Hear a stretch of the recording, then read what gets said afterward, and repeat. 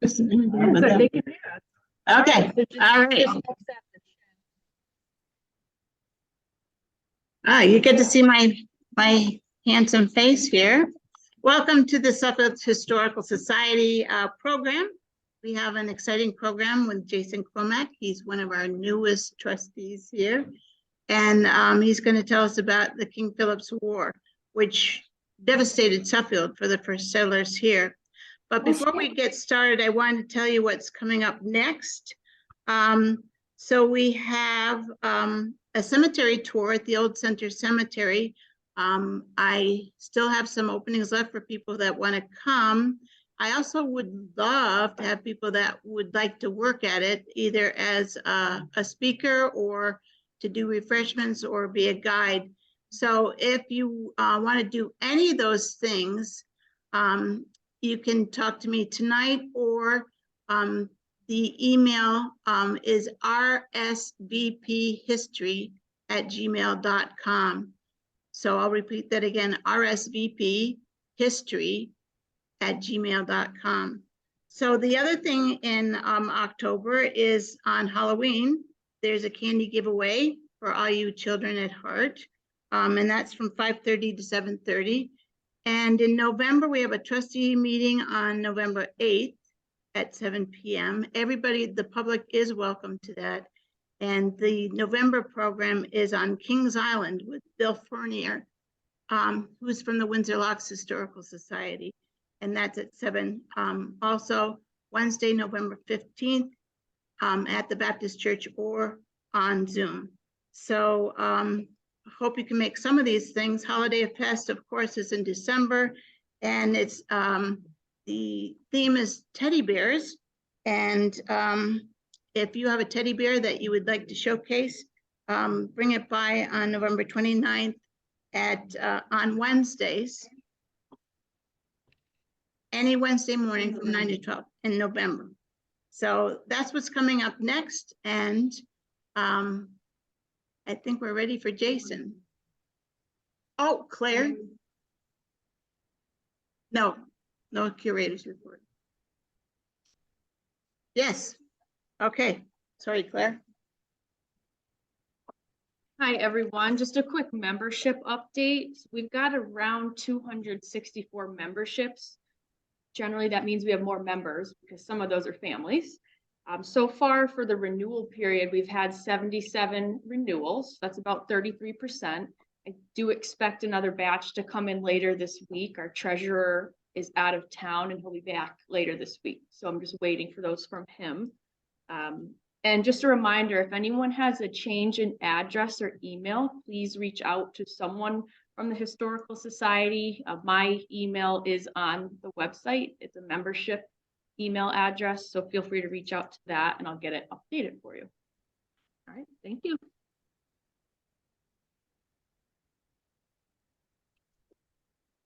All right.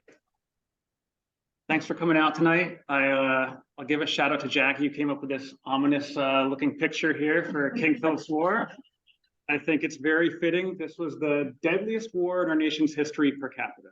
So they said roughly 10% of war age males, which whatever that meant at the time, were lost in this. And the Native American populations in New England, I would say between being sold into slavery, killed, or fleeing the area, they lost 90% of their population. So that was in addition to 90% of their population that was taken out by disease prior to the Pilgrims arriving at Plymouth Rock. So most of you know there were fishing expeditions and exploratory expeditions up and down the coast. We deposited a little bit of disease, and by the time the Pilgrims arrive at Plymouth Rock, the native populations are said to be about 90% of their original.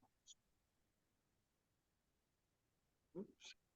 So we'll talk about this, the events leading up to King Philip's War, and I just want to give you some chronology here. 1621, to honor about the first Thanksgiving.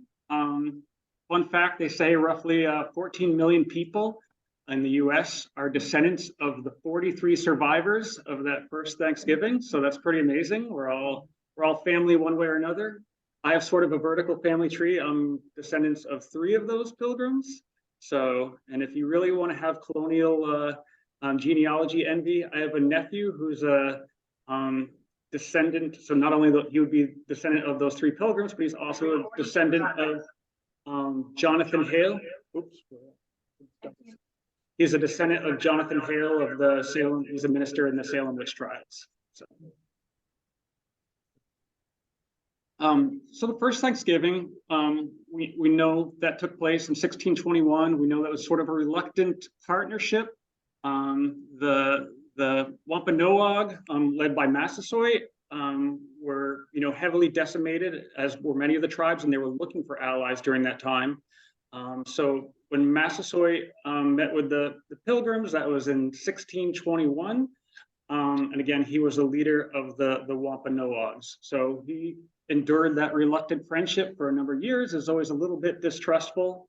In 1636 to 1638, this was long before Suffield was founded, but this was when the Pequot Wars took place. So with regards to the Pequot Wars, there was a couple significant tie-ins to Connecticut, other than the location, but one of the things that really started the Pequot Wars, and in terms of the involvement in the Connecticut militia, was the attack on Wethersfield. So that was close by.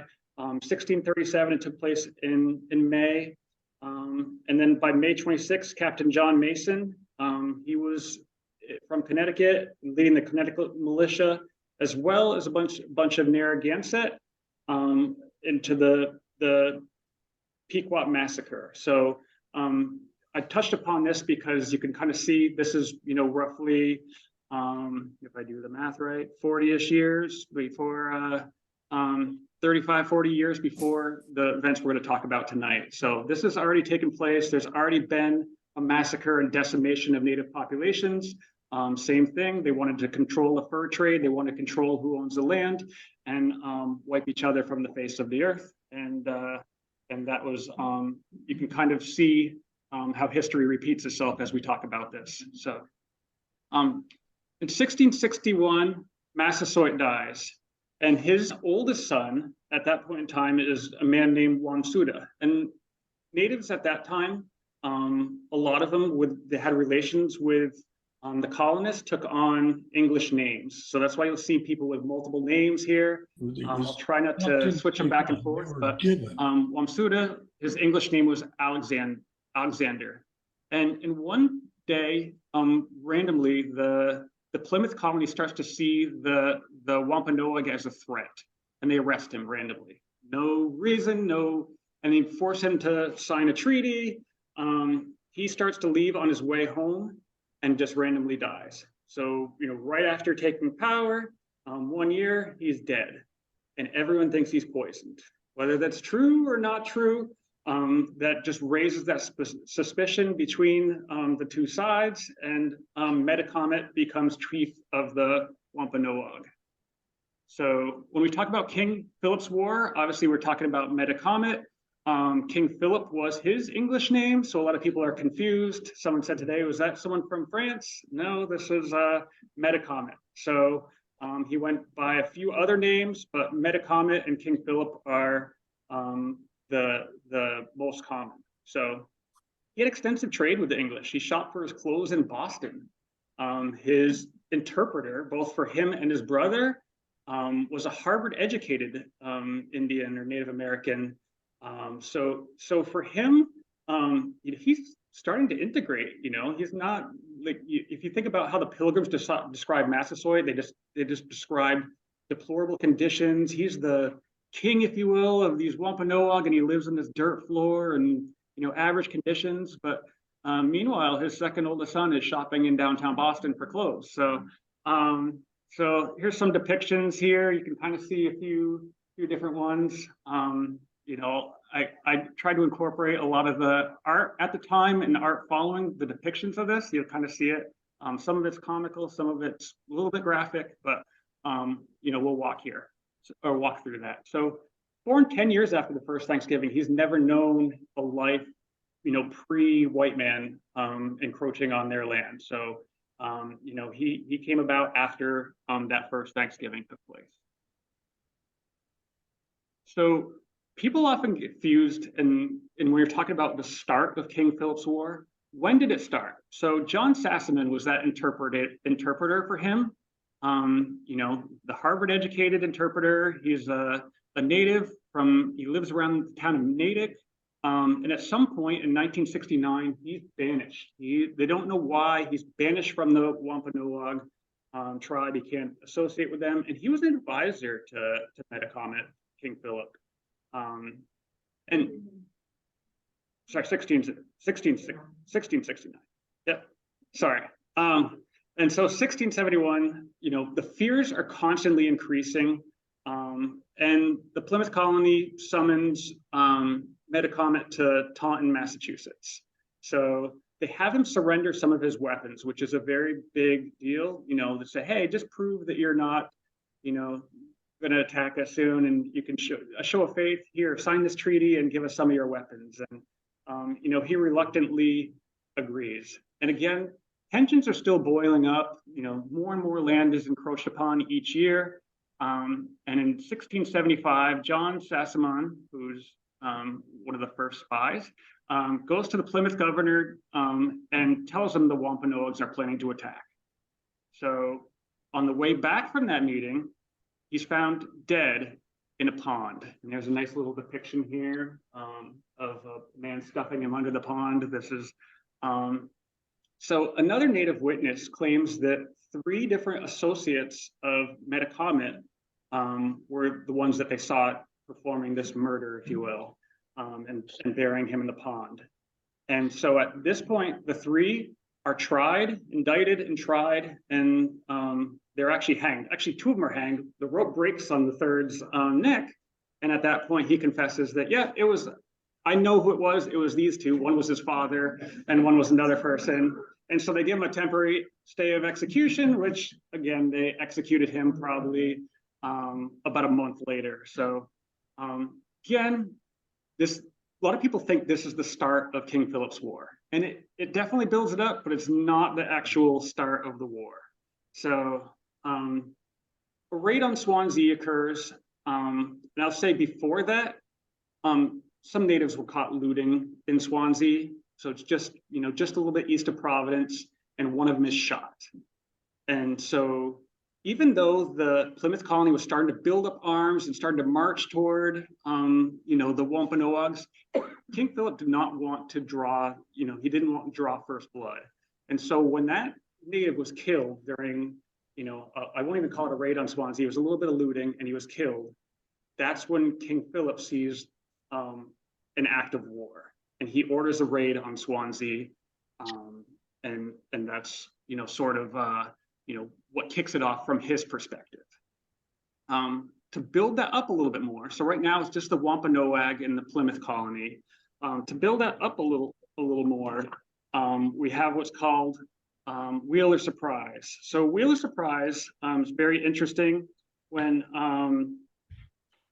When he's sent to go talk to the Nipmucs and actually make a treaty with them, he wants them to not join sides with the Wampanoags. And Wheeler at that point in time, let's call it Wheeler Surprise, because they said tough luck. And by the way, they went and killed all of his troops. And so that's how the Nipmucs sort of entered this alliance. How they were prepared for this, we don't know, but when Hutchinson and Wheeler's diplomatic party was ambushed, that's in Brookfield, Massachusetts, the captains are wounded, and Hutchinson dies of his wounds about 2 weeks later.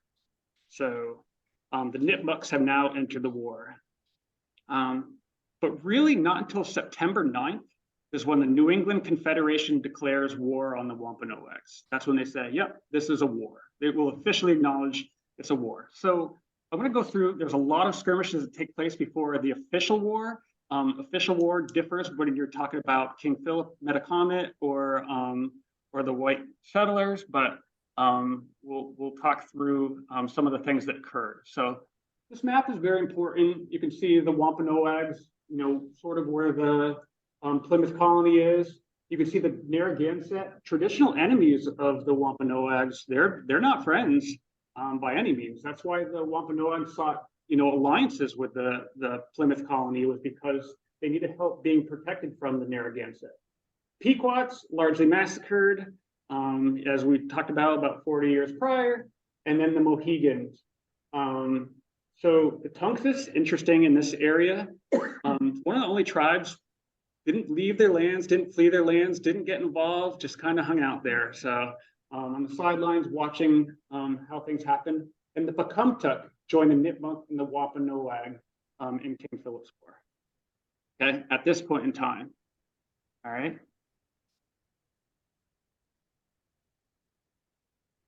So I'm going to talk a little bit about the Narragansett.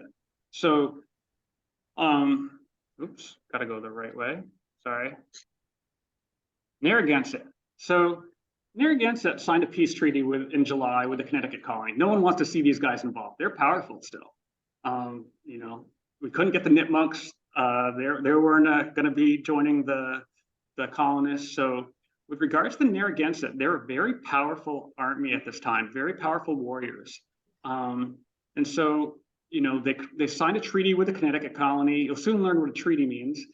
They signed with the United Colonies, they signed a peace treaty in October. And in November, the treaty is broken. The United Colonies declare war on the Narragansett. They just saw them as a threat. Treaty means nothing. And in December 19th, the Great Swamp Fight in Kingston, Rhode Island occurs. And that's when they're attacked in their village. 1,000 Narragansett are killed or captured. The ones that are captured, and you'll see throughout this war, the ones that are captured are typically sold into slavery. We just want you out of here. The goal, remember, of each of these two sides is to wipe the other from the face of the earth. Get them out of here, get them out of the area. And that's how, victory is won for both sides. So the Narragansett joining the fight is a big deal, in terms of the balance of power. And once the Narragansett are involved with the Pecumtucks and the Nipmucs and the Wampanoags, that's a very significant force, and they go on the warpath. So January 27th, 1776, the Narragansetts destroyed Pawtucket.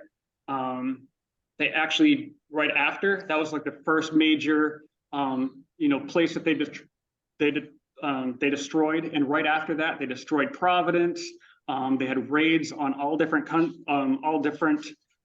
colonies. Basically, everything on the western side of Narragansett Bay was a colonial settlement, was wiped out or nearly destroyed. So they had a very good run in terms of swinging that balance of power to the point where the colonists were losing. They were in danger of being wiped out completely. Yes. 16. Did I keep saying that wrong? You just press a button every time I say that wrong. 16. I don't know why I put that 17. 16 of all of those. Apologize. 1676. So one of the biggest and most memorable was their nine men misery. That's a march that took place where I think 9 were captured. They call it 9 men's misery because the Narragansetts completely tortured them in means you could not possibly imagine. So 9 men's misery was, I hate to say this, but the high point of the Narragansett. I'll tie this back into Connecticut a little bit, but at some point around April 3rd, the Narragansett sachem, he was captured by the Connecticut militia, and he was actually turned over to the Mohegans. They chopped off his head and gave it back to the Connecticut militia as a gift, quartered him, and that was sort of where the demise of the Narragansett began.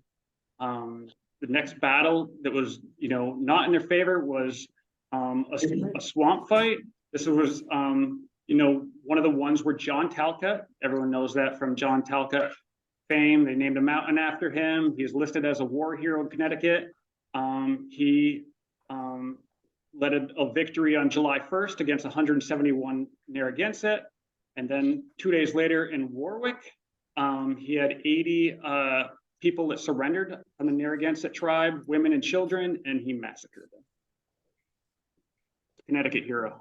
So we'll move on. I just want to show, this was one of the decisive pieces of this. I'll show several more decisive pieces where the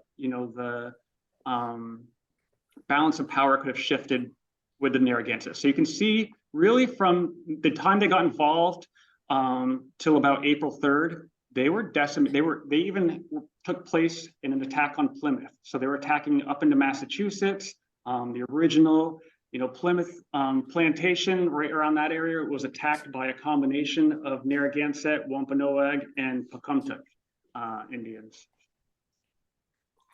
Let's talk about the Connecticut River Valley. I don't know why I did this over and over again. I'll blame my daughter, she did the editing, but 1675 and 1676. I didn't realize that. It's funny, you just look at a number so much, but obviously this wasn't going on the time of the American Revolution, but 1675 and 1676. So we know about the siege in Springfield, but really the first attack in Springfield, a bunch of nitmucks raided Springfield on August 24th. So, or August 24th in 1675.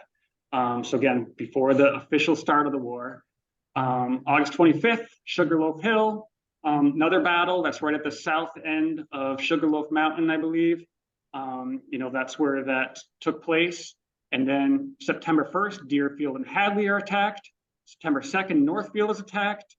And then Northfield, remember, is all the way up to Vermont. You have the Vermont border, and Captain Richard Beers goes to try to rescue survivors, and he gets attacked on the way up here. September 28th, this is a pretty famous one, the Battle of Bloody Brook in South Deerfield. It was like a wagon train of threshed wheat, and they were going to, I believe, Hadley. They were trying to cross what was called the Muddy Brook. So just like out here, we had a brook called Muddy Brook. They had a brook called Muddy Brook as well. Once a bunch of people get massacred there and the blood runs through the water, they change the name to Bloody Brook. But that's in South Deerfield. That was another decisive native rout. So, you can see in the beginning of the war, the early parts of the war, the natives were really winning. And this was even before the Narragansett got involved.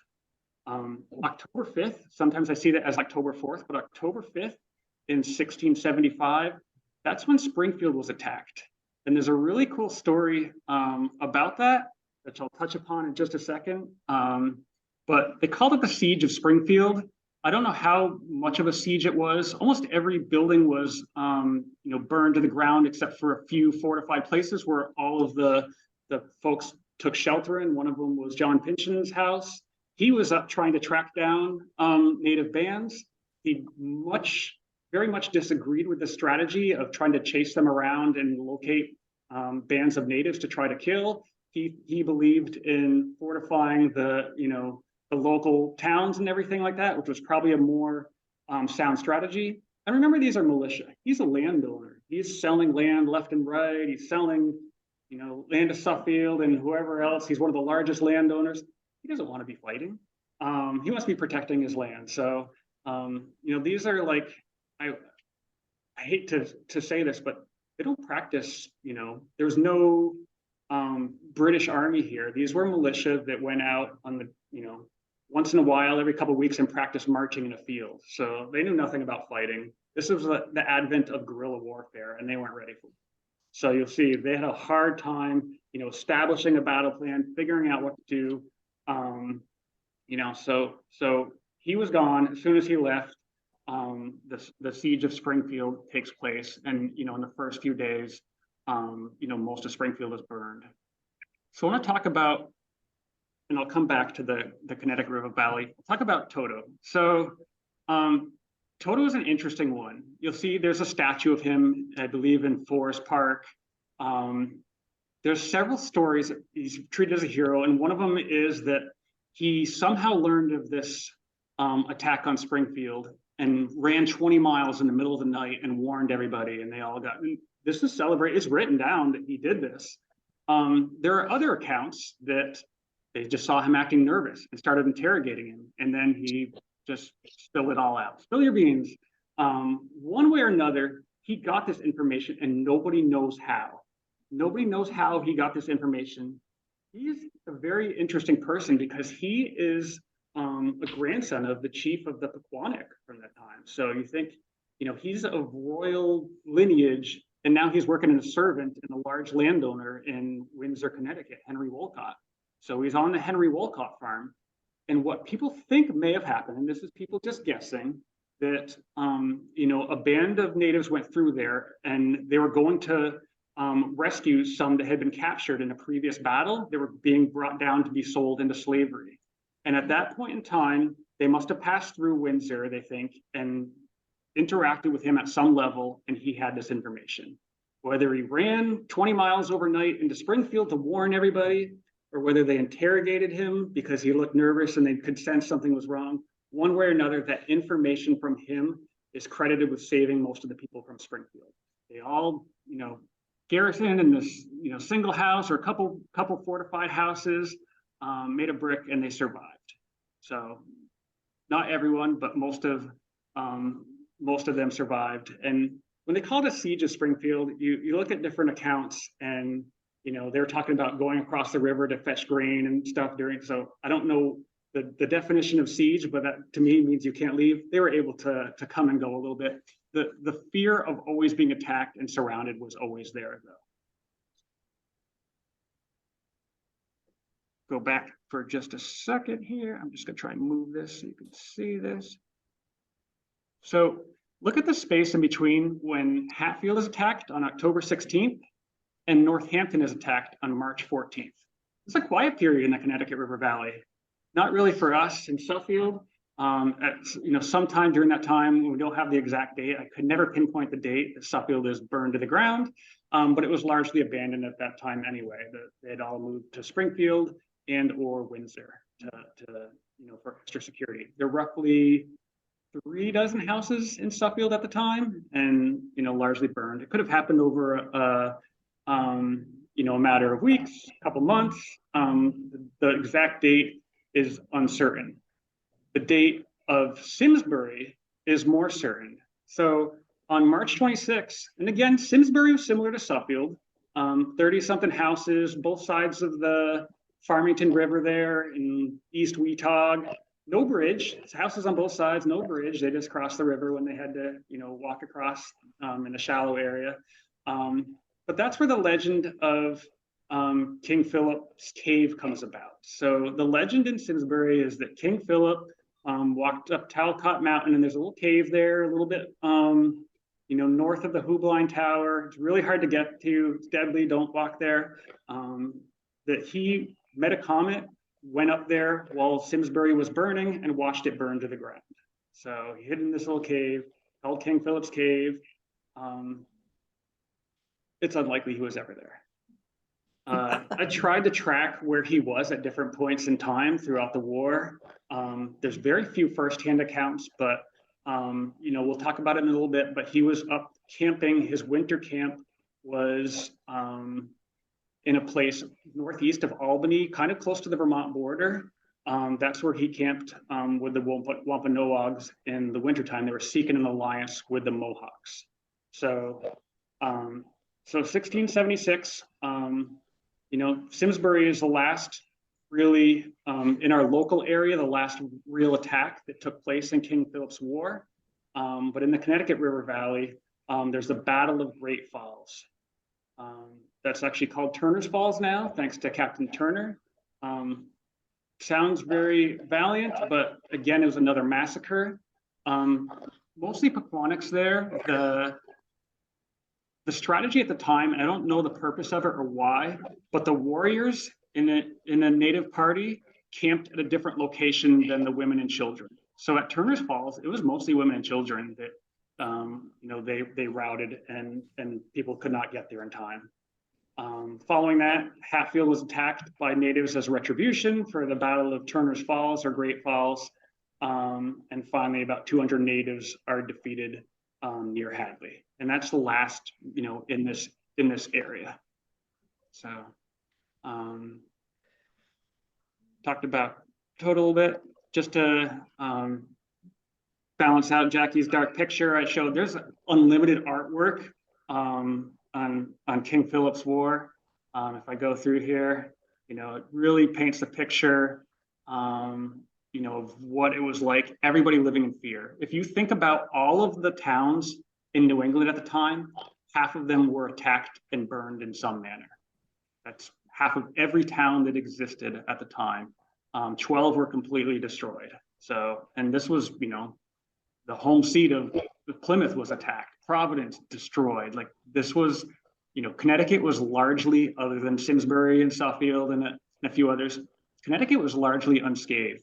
We did participate, and we talked about that a little bit with the Narragansett, the Connecticut militia, but yeah, it doesn't paint a great picture of what life was like during that time. Sometimes when the dead, when it lists certain battles, it'll list, this person, they had this many children and they widowed this person, and the number of people impacted with this, you talk about 10% of the male population getting killed, it's pretty significant. So turning points. This is how the war could have turned out different. So in February, I don't know why I did this over and over again. This must be like a brain freeze. 1676, in February, King Philip Metacomet goes and seeks an alliance with the Mohawks. So this was right around the time, remember, that the Narragansett are kicking butt all over eastern New England. The balance of power is in the natives' favor.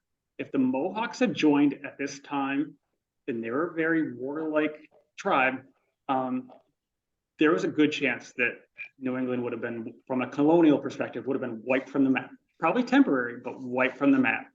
And at some point, the governor of New York reaches the Mohawk tribe before Metacomet, and somehow, the Mohawk tribe attacks them.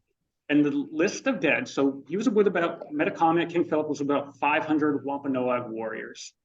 And the estimates of the death, this is funny, not funny, it's tragic, but the estimates of the death are listed between 90 and 460. That's a pretty broad range. It's nearly all of them, or just 25%. So it's pretty broad in terms of what it was, but one way or another, that piece of it, if that diplomacy or that negotiation had worked, there's a good chance that they would have succeeded and at least temporary wiping colonists out of New England, but they don't. And even worse, the Mohawks start to pursue them throughout parts of New England. So that is a definite turning point. Right when, again, this is coinciding with Warwick getting destroyed, Providence getting destroyed, a lot of different towns in Massachusetts getting destroyed, and then that happens. And that's very, very difficult. So we talked a little bit about the Battle of Great Falls. That's significant as well. And then in July, we talked about John Talcott, Connecticut hero again, defeats the Narragansetts. So that's really, really in a quick period of time, you go from the highest of highs to the lowest of lows if you're a native, and everybody is starving. You think about their ancestral fishing lands, they don't have access to that anymore when they're on the run. They don't have time to tend to fields and grow corn. Neither do the pilgrims at that point, or any of the colonists at that point. You cannot go out into your field unless you have people guarding you. And that's why it was a year of, pretty significant starvation. So natives and colonists alike experience a lot of death from starvation. At some point in time, they're moving from their homelands that they know, orphan children, it's just a bad time. So John Talcott, we talked about the massacre that took place, and the Connecticut militia is victorious against the Narragansett. And King Philip travels back to Mount Hope, which is Bristol, Rhode Island. It's a peninsula. At this point, a couple weeks earlier, his wife is captured, and one of his sons, we don't know how many kids he had, but one of his sons are captured, sold into slavery, doesn't have much, returns to his homeland, and once again, some native sells him out to the colonists, and he's shot in the back and ends up face down in a marsh. So at some point, his head is chopped off, and it's given to, it's actually sent to Plymouth. It sits on a pike there for 25 years. His hands are sent to Boston and put on display there. And lots of folks that were involved in the war are actually hanged on Boston Common.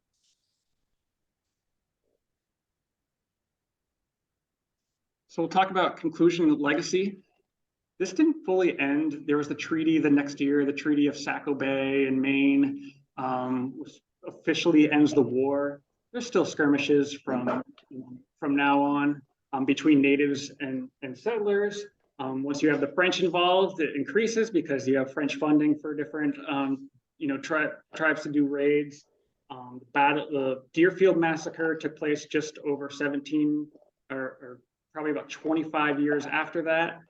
So it was still dangerous to live on the frontier, but nowhere near the extent, of what it was. And to know that 90% of the native population, it's 90 upon 90 because they were already wiped out by disease. 90% of the population is either dead, sold into slavery, or flees to Canada or West. So it's really, the end of the life as many natives knew it in New England.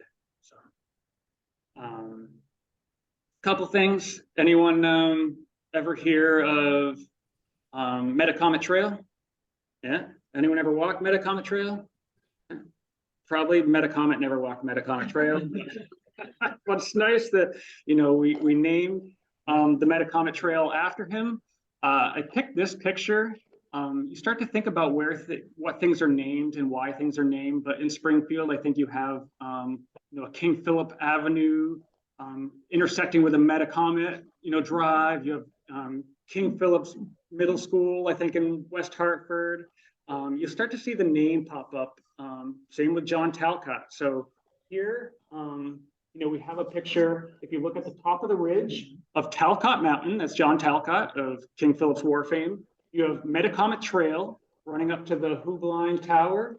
And then right below that little rock outcrop is King Philip's Cave. So I hope you appreciate the terrible irony of having all three of those in one location. But, it just goes to show the impact of us. Obviously, we know in Suffield here, that was, our entire town soon after it was first founded, being burned to the ground. Simsbury shares that same story. Windsor does not. But that we do, although Connecticut was largely spared, we do have a close relation to this war, and it did impact the populations of Connecticut. Pause for any questions. Yes. Yeah. The word treaty. What does that mean? It means nothing. Yeah. Yeah. Yeah. So the question was, what does a treaty mean in those days? I've yet to find one, especially as it relates to King Philip's War, that wasn't broken. So, it's very sad. You could see that some of them, based on the timeline, the treaty was made in October of 1676 or 1675, and then less than a couple weeks later, that those sides are attacking each other. So, what it meant. There's actually commentary on that I read. And they learned that it's just paper. And when I think it was Metacomet that said this specifically, he said, it's used in the white man's favor when we're on trial for something, but if it's to protect us, it never works. It's just paper. So he understood the difference. He understood that it wasn't there to benefit him. And I think even that time, years prior to the war. 1671 or one of his earlier treaties, when he surrendered some of his weapons, he realized that at the time it was a reluctant treaty. He's similar to his brother. He was arrested randomly and sort of forced to sign it. And whether his brother was poisoned or not, whether that impacted whether the war began or not, I don't know. But there's always that reluctance to even sign something in the first place. Question. I'm wondering where the weaponry came from. So the question was, where does the weaponry come from? So these weren't, the natives weren't using, maybe to some extent bows and arrows. That might be what you picture. Some of the fancy artwork you see here. It's a combination. They had muskets. Some of it was supplied by French. And I can't find, the connection or how they got that or traveled down, but I found that some was supplied by the French. So, this is a, maybe a proxy war or some other method of getting, the French and English were never friends for the longest periods of time, and it may be a way for them to help their cause and help extend their trade from the north. But a lot of them were French supplied. There were some that were just gathered from trade through the colonists as well. You supply somebody that's your friend 1 week, and 2 weeks later they're your enemy. So, that's interesting. More questions?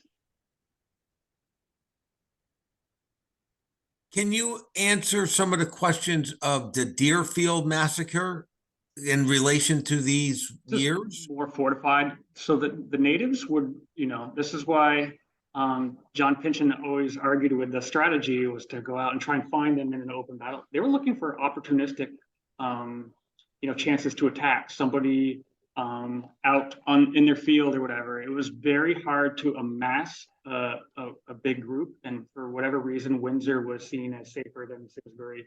The guidelines at the time were moved to a larger town to protect yourself, and part of that is numbers.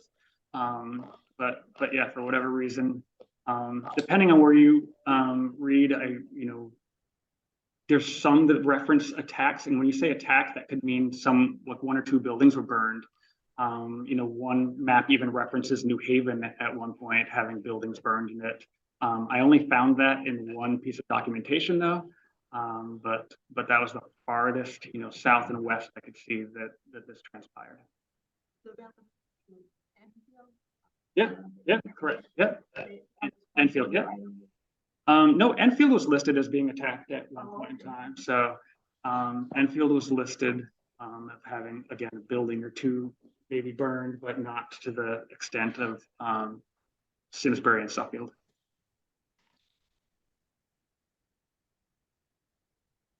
What do you guys think of John Talcott? Talcott Music Festival, think about that when you go there. I don't know. I don't want to judge him. That was what life was like. If you're facing extermination, who knows what goes through your head. More questions? Would you mind talking about the Deerfield massacre? Was that, you said 20 years after? There were the ones that were sold into slavery were actually shipped to the West Indies. So, that's what I think of, Metacomet's wife and his kid. Like, there's descendants of them somewhere, but you would never know. They would never know. So. Story of determination. They state advancing care, of the original population. Remember, the first 90% was largely disease, starvation. Most of the colonists had never known, the extensive villages that here. So we talk about contact period tribes. Who knows what life was, like probably, even 25 years before then, before disease is wiping out, entire, tribes of people. You have the Pilgrims showing up at Plymouth Rock, and an English-speaking Squanto walking out of the woods, and would know his entire family when he was captured and brought to England, and I forget where else he was. When he got back, his entire tribe had died just of disease. Nobody left. He's the only one left. Yeah, well, yeah. I mean, you think the ones that survive are the ones with resistance to that, but yeah.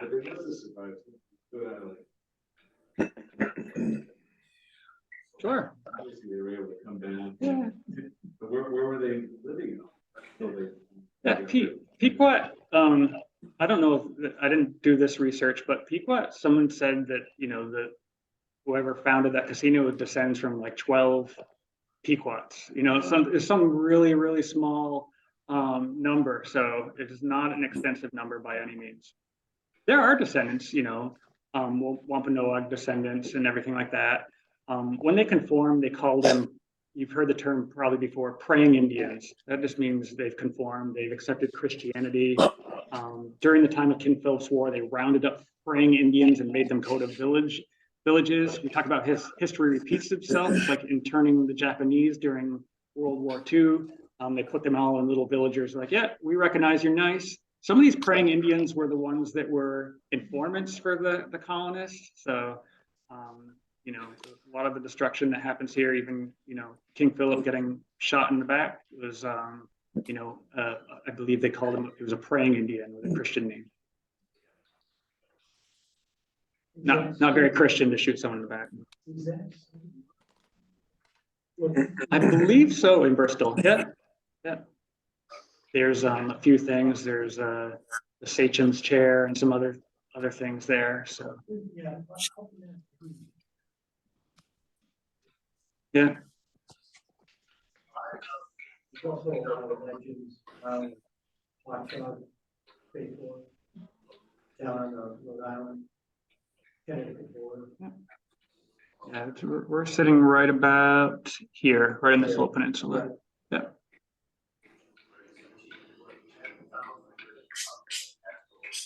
Other questions?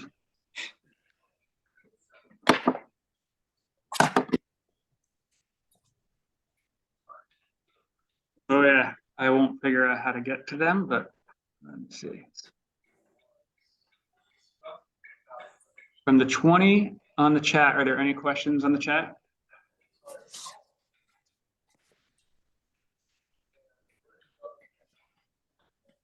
Sorry about my extensive typos. I jumped forward a century. I didn't know the founding of Suffield, and this took place. I was like, did I say it wrong? And then I looked, and my numbers were all wrong. And once you start, you can't stop. So yeah, you think about 80 years before the French and Indian War. So that's pretty significant, right? It's about 80 years, 80 plus years. You know, that's a significant amount of time.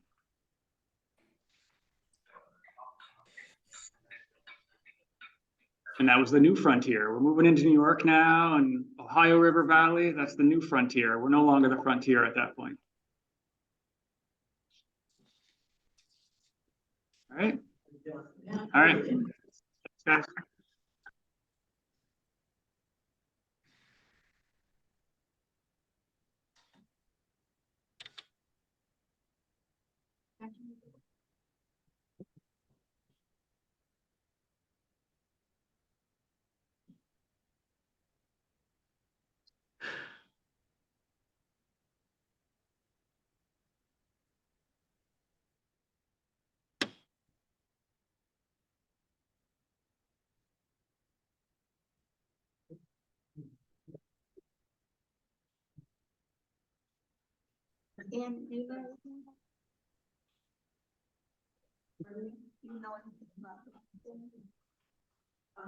Well, I listened to whoever tonight and saying it's not going into the afternoon, so it's taking place.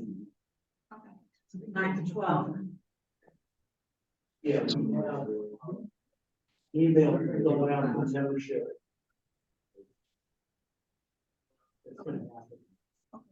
Just as a reminder, there was I think, we were talking early on about that thing also David Bob Stewart's trip, but right. So work it. Bring your gloves and happy face.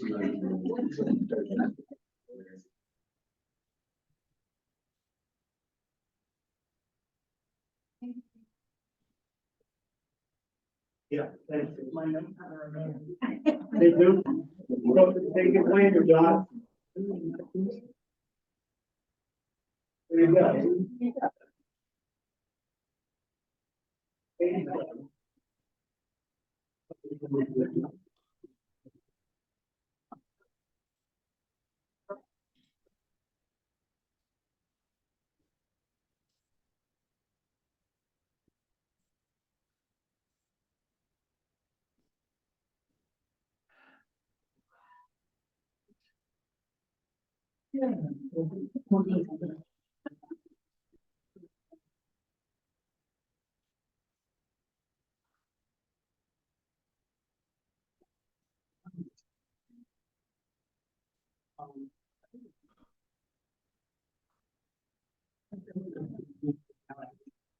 Night, everybody.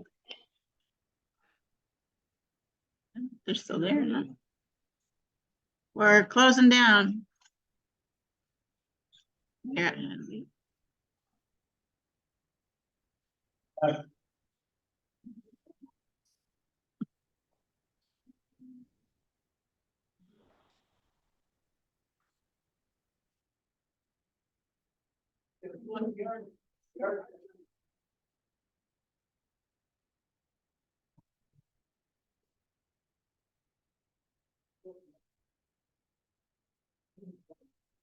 read it.